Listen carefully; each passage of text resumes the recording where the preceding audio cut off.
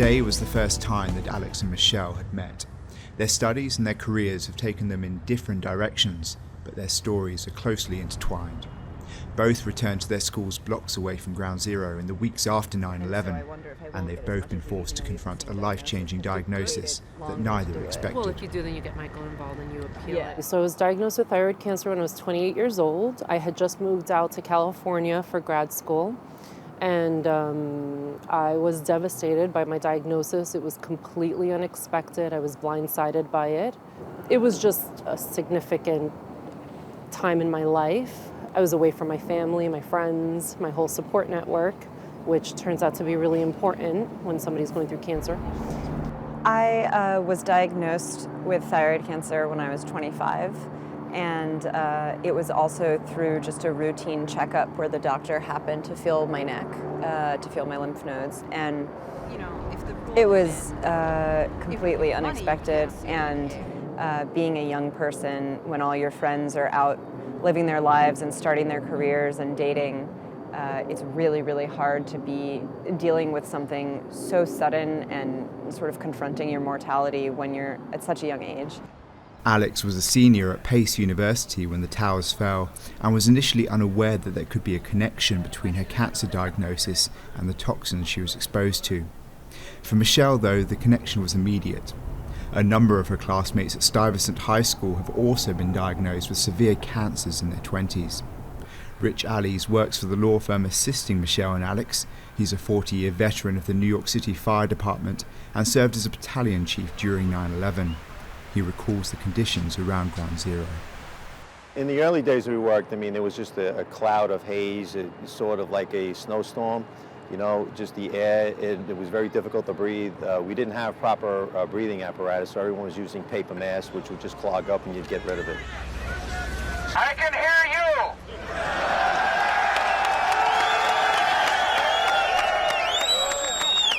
I can hear you, the rest of the world hears you, and the people who knock these buildings down will hear all of us soon.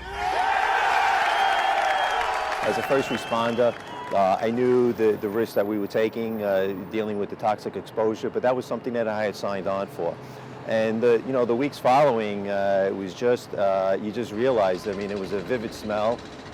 You knew that the air was not safe to breathe. Stuyvesant High School was used as a command centre for recovery workers in the days following 9/11. And after the EPA declared that the air was safe to breathe and the water was safe to drink, the school reopened to students less than a month later. I definitely remember the smell, sort of an acrid chemical smell that was all throughout Lower Manhattan.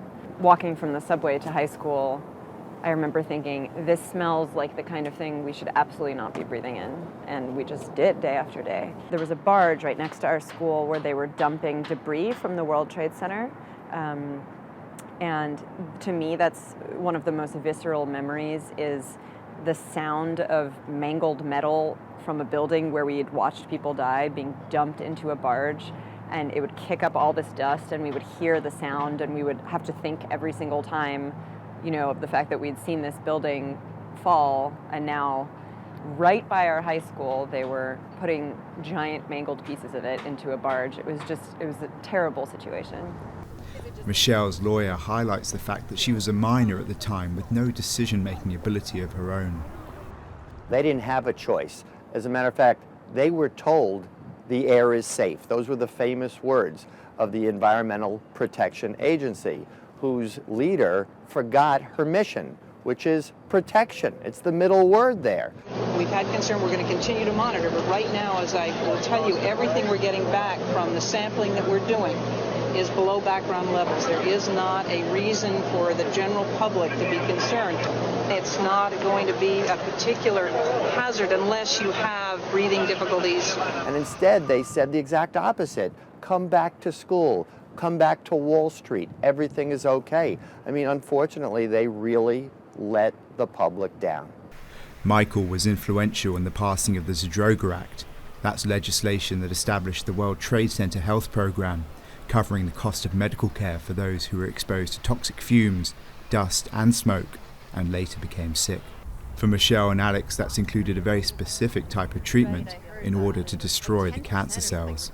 I had radioactive iodine treatment, which is a very unusual treatment that people with thyroid cancer have, and unlike with radiation or chemotherapy, radioactive iodine treatment actually makes you radioactive and you have to be quarantined, and it is not only physically very frightening to sign a piece of paper saying, I allow this doctor to purposely contaminate me and make me radioactive, but psychologically the toll that quarantine takes on you is quite severe. The isolation piece, when you take the radioactive iodine, that was devastating, to say the least. I mean, you can't interact with human beings. You have to be by yourself, take care of all your needs by yourself, and you know, you can't even be around your loved ones who are there to support you. So that was terrible. I mean, it definitely led to absolutely a depressive episode. Medical experts are confident that these cancers can be directly tied to toxin exposure, and that the problem is only likely to increase in severity in the years ahead.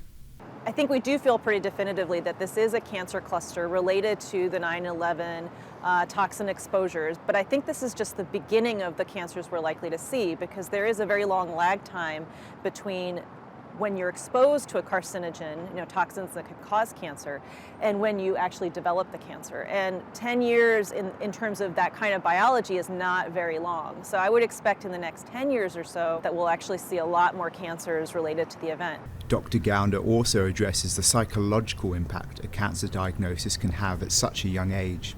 Especially for two young women being diagnosed with cancer, you're having to think about, gosh, will I even have kids of my own, and what are the implications in terms of their risk of having cancer?